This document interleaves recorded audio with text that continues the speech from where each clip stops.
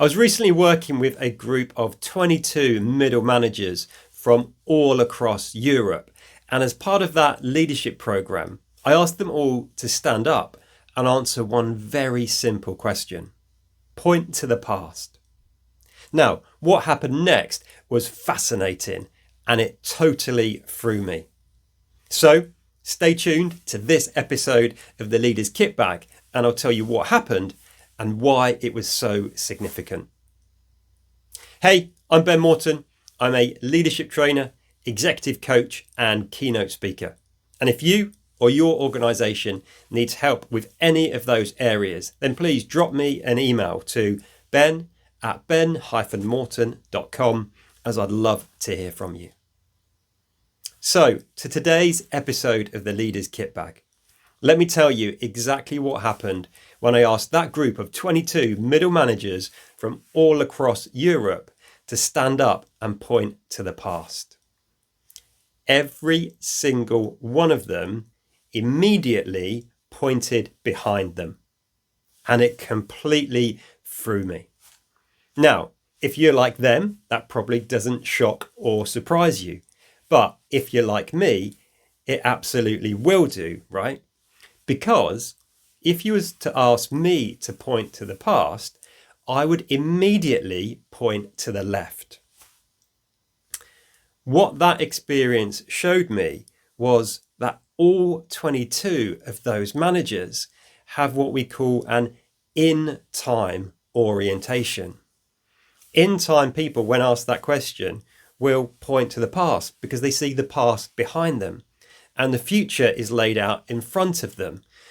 But they see time much more immersively. The time's in front of them, or time is in front of them, but not necessarily in a linear, ordered, structured format. Now, this isn't necessarily a leadership flaw or a leadership strength, but it is a really powerful group dynamic.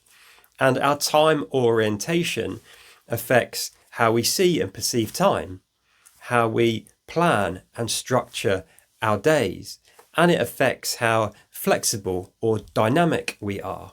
So both in time, how the people on that leadership program experience time is useful.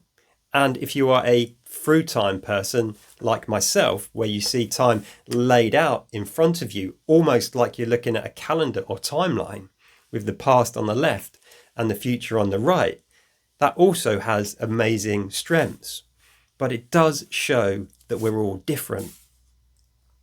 Now, this is something new for me that I'm really enjoying exploring and learning about.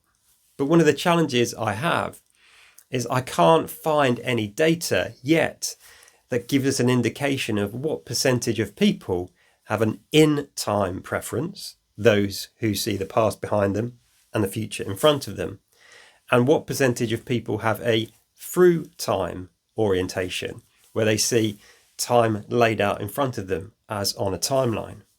So to help me understand this more, and then so I can share it back with you, I'd love it if you could either in the comments below, just add whether you are in time or through time.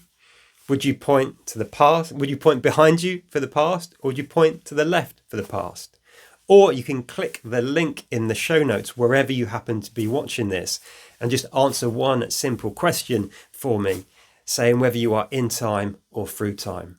I really am fascinated by this and curious and intrigued to learn more about which of us have which sort of preference. As always, I hope today's episode of the Leader's Kitbag has been really valuable for you.